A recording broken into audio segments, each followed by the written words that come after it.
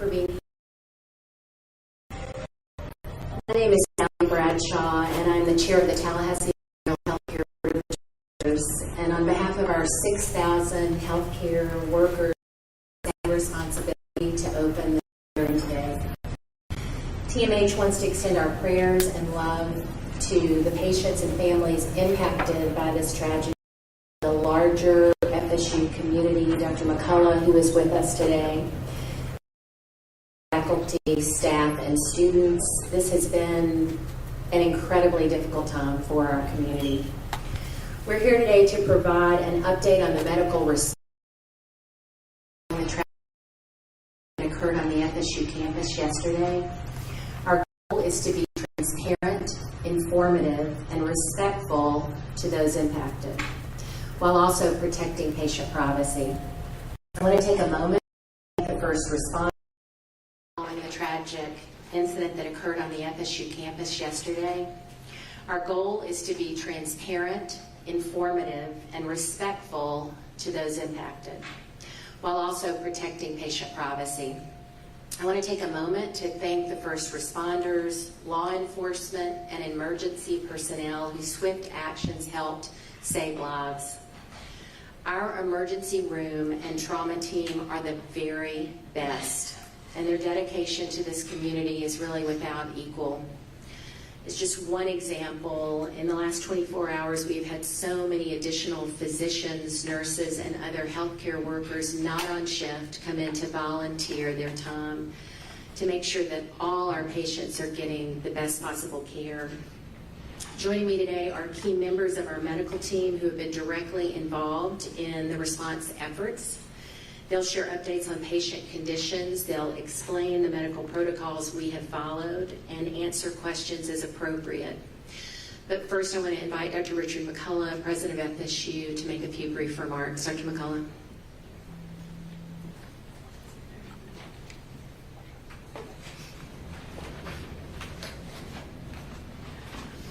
Thank you very much. From the bottom of my heart, I just wanted to express our gratitude to the healthcare professionals who took care of our students who were shot and injured, and we just appreciate it so much. We can't say enough good things about Tallahassee Memorial Healthcare. The hospital has done an amazing job in partnering with us throughout this tragedy, and we just appreciate so much the great job that everybody's done here, and I just wanted to express that gratitude to all of you. Dr. Brett Howard, I think will start us off. Yes, so my name is Brett Howard. I'm one of the trauma and general surgeons here at Tallahassee Memorial Hospital. We're going to go ahead and first introduce everybody. We'll start down at the end. I'm Dr. Megan Morrow, one of the trauma and general surgeons here. I'm Matthew Turtso, trauma and general surgery. I'm Pat Pennington. I'm one of the general surgeons and trauma surgeon. Melissa Amundsen, maxillofacial trauma. Joey Gerard, general surgery. Matthew Ramser, trauma and general surgery. Jared Robertson, colorectal and general surgery. Shelby Blank, general surgery and breast surgery. Tracy Graham, emergency medicine. So shortly before noon yesterday, we were notified of a event occurring on FSU campus. At that time, ER, surgery, and OR leadership, as well as our administration, responded to our emergency department and prepared to receive patients. Shortly thereafter, we began receiving patients. Those were gunshot wounds to extremities, chest, abdomen, all in rather stable condition. We activated certain resources that we have. This is unfortunately things that we train for, although do not expect to occur, but we were prepared and activated certain resources. We in total received 6 patients. All 6 were in stable condition upon arrival. 3 of them did go to the operating room and have since been out of the operating room. All 6 of them today are in stable condition, one which is in fair condition given a serious injury. We do feel that all will make a full recovery. 2 of them are possibly going home today, which we're extremely proud of. Overall, like I said, unfortunately we do have to prepare for these sort of events, and I can't speak enough for the team that's here and the team that's not here. Our community, especially our medical community, is extremely close. Everything from our law enforcement, our EMTs, firefighters, FSU, is a really big part of this hospital, and so that relationship, as well as the relationship between our nurses, our techs, our doctors, really is why things here went very smoothly, and I am extremely proud of all of them. We will open up for some questions. Otherwise, that's it. I had a question. Marcus Yes, sir. knows of the News Nation. In your line of business, time is everything. Can you talk about the work of the EMS responders getting patients to you quickly? And then can you, in any sort of way, lay out what happens when you receive a sort of kind of, I don't know if you're going to call it a mass incident, but some sort of influx of patients from one area, how that works? Yes, we have systems in place, so we are communicating right away with law enforcement and EMS. The biggest part of this is you don't know how many patients you're going to receive. So we are prepared to activate as many resources as we need. That's why you see so many surgeons up here today, because they all came immediately to help. We have a trauma surgeon that mostly does breast surgery now. We have a trauma surgeon that does mostly colorectal, but they all responded. But yeah, the hardest part of it all is you don't know how many patients you're going to get.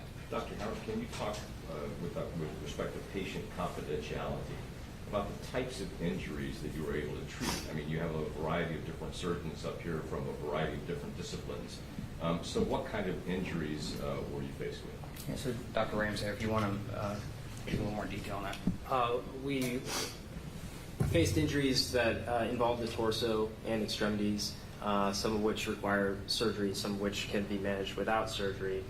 The response was very fast, and the patients were relatively stable, so we were able to successfully treat all of the injuries, which involved abdominal surgical procedures and also facial surgery. Were any of you able to?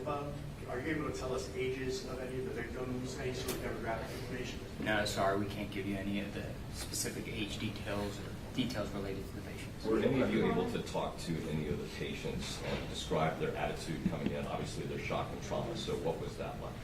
Yeah, so they were all, and I've said this on other interviews, very, very brave. There's the moment of shock, but all were able to talk to us, kind of give us, how they're feeling, where they're feeling pain.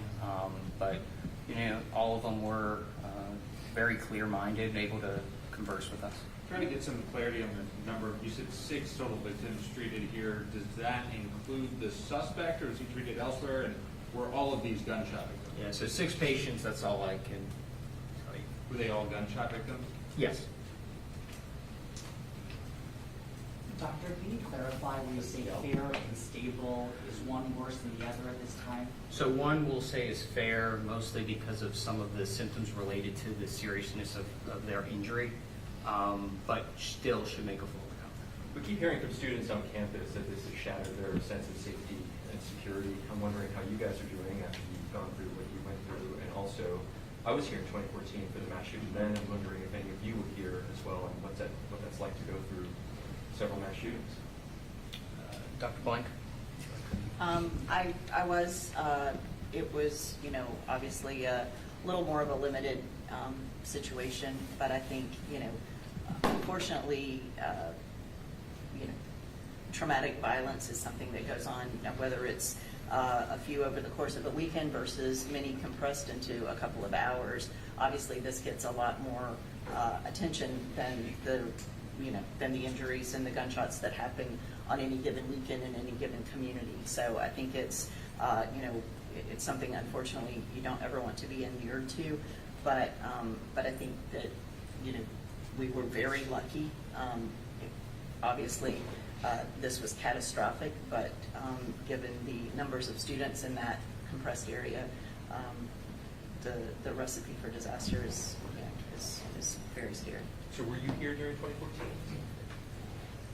In 2014, one of those students, all the students survived, but one did have lasting, he's paraplegic. You know, when you say all of the patients are expected to make full recovery, will any have lasting issues like that? Again, I won't give any specifics at this time. I would say comparably, I expect all 6 to make full recoveries. The 2 deceased, did they make it here at all? Was there any chance to, or was that an issue on just that No, location? we received 6 patients. What is the condition of the shooter? The condition of the shooter right now? We have no comment on any sort of related to the shooter. Yeah, we have 6 patients here. So that's the clarification. You can't say that you Correct. and you can't say that they're students or not. Correct. So you have 6 victims here of a mass shooting. How does it work with them being treated? Are they on the, if, say for instance, they don't have insurance, the victims, are they on the hook? Do they have to pay, or does the state pay, or how does that work? We treat every patient the same.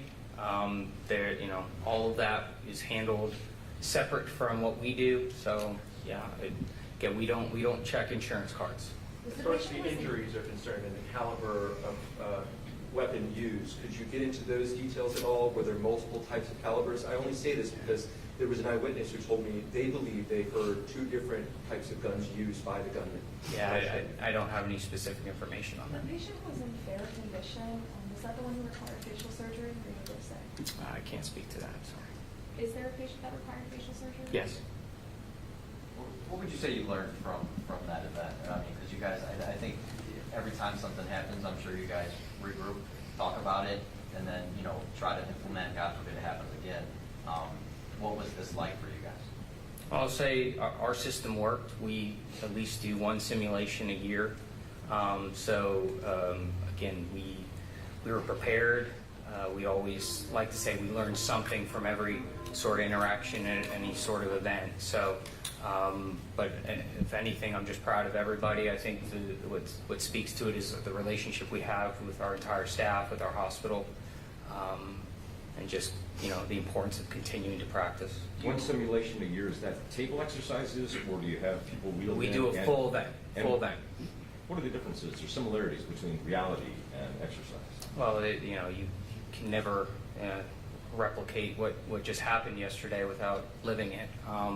But we have all staff respond to it. Everything from our blood bank to other personnel that are in other parts of the hospital, our administration. Everybody is involved in those simulations. But again, it doesn't complete. You don't get that anxiety, that the stress that you do with the real event.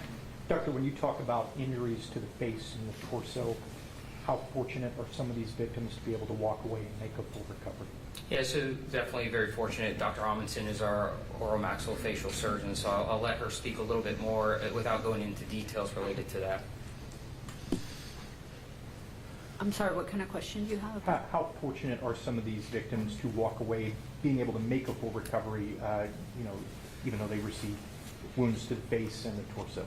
Yeah, fortunate. I mean, we treat a lot of these types of injuries here, actually, ballistic injuries in particular. And so the course is generally protracted, several months, but we always return them to full function at the end. Got time for 2 more questions, and we'll let them get back to work.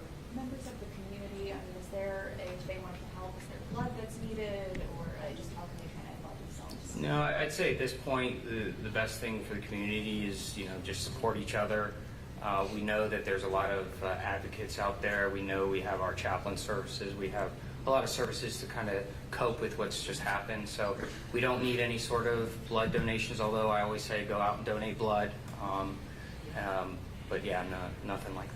Did the location of the hospital being so close to the university kind of the time thing we all know is the most important, right? I mean, the people on the ground probably got them to this stage. You guys think of it, all of it worked probably to your advantage by having it. Yeah, absolutely.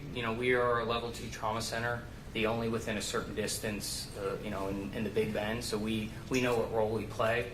Thankfully, we are towards the center of Tallahassee, very close to the university. So it definitely helps in situations like this. Dr. Howard, excuse me just a minute. Dr. Howard, can we let everybody go down the line and see if there's anything we've left out that needs to be provided and kind of instruction before we finish? Any comments? I don't have any additional comments. What is the cause of death of people that pass away? The one. Oh, we have no information on any of that yet. I just have a last timeline question. When would you say things were under control, or what sort of phrase would you use for that? From getting the first patient until things were Within an hour. We had at least 2 patients in the operating room within an hour. We talk about time from patient arrival to getting CT scans. That was within an hour. So you talk about 6 patients. That's impressive. Was there a victim treated for non-gunshot wounds? Not that I'm aware of. Doctor, you talked about how fortunate some of these victims were. Could centimeters have made a difference for any of them? Yeah, of course. Yeah, gunshot wounds, it can be a matter of inches or centimeters. Obviously, this comes as there have been conversations about the hospital's future. At least around Tallahassee, Democrat, so local reporter, we've been involved in these conversations. I want to know if, at all, how does this moment kind of factor into that discussion? It doesn't at all. We function. We've been in partnership with this community, FSU, for a long time. We operate as so no factors whatsoever. Thank you. This incident happened on Holy Week. Easter's on Sunday. Just wondering how this will impact your Easter plans and what you're carrying into the weekend. Just spend time with our families. You know, it's same thing for us. We certainly are used to this, but we're all here to support each other and just take it a day at a time. Any other comments from our physicians? Anything left out or important to share? Do any of our physicians speak Spanish? Has a specific Spanish language question? Somebody could speak Spanish. Okay. I think this will be it, guys. Thank you for what you did. Thank you for being so gracious with your time. Thank you. Yes, we have an amazing team. Thank you all for being here.